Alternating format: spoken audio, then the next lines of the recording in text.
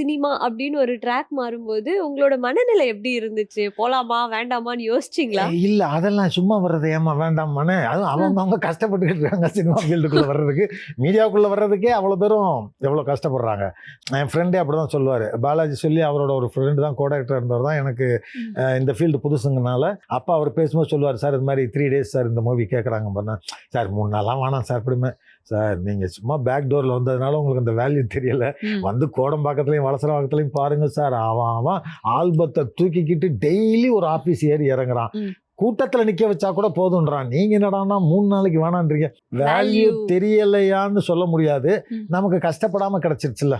இப்போ கஷ்டப்பட்டு 100 ரூபாய் கிடைக்கிறது வேற, கஷ்டப்படாமல் கோடி ரூபாய் கிடைச்சாலும் அதுக்குள்ள அந்த 100 ரூபாய் சம்பாதிக்கிறவன் ஒரு ரூபாயும் பார்த்து செலவு பண்ணுவான். இது நமக்கு ஃப்ரீயாக தானே வந்துச்சு. ஜாலியா இருந்துக்கலாம். ஆனா மதிப்பான், பட் இருந்தாலும் யோசிச்சு செலவு பண்ண மாட்டோம், கஷ்டப்படாம. அது மாதிரி இது வந்ததுனால நம்ம அந்த 3 நாள் வேண்டாங்கிறோம். பட் இப்பவுமே நான் வந்து என் கேரக்டர்லாம் ஒன்றும் பெருசா கேட்க மாட்டேன். கேரக்டர்ஸ்க்கு தெரியும் யாருக்கு என்ன கொடுக்கணும். இப்போ என் கேரக்டர் என்னை கூப்பிடுறாங்கன்னா எனக்கு செட் ஆகும்னு சொல்லி தானே என்னை கூப்பிடுறாங்க. இல்லைன்னா அவங்க என்னை கூப்பிட போறதில்ல. ஸோ அதை கேட்க வேண்டிய அவசியம் எனக்கு இல்லை. எனக்கு என்னன்னா 4 பேர்ல ஒரு ஆளா பின்னாடி நிற்க வச்சிடாதீங்க சார். நான் வந்து உங்க படத்தில் நடிச்சதுக்கு அப்புறம் எல்லாரும் என்னை கேட்கணும், இந்த படத்துல நீ நடிச்சிருக்கேன்னு.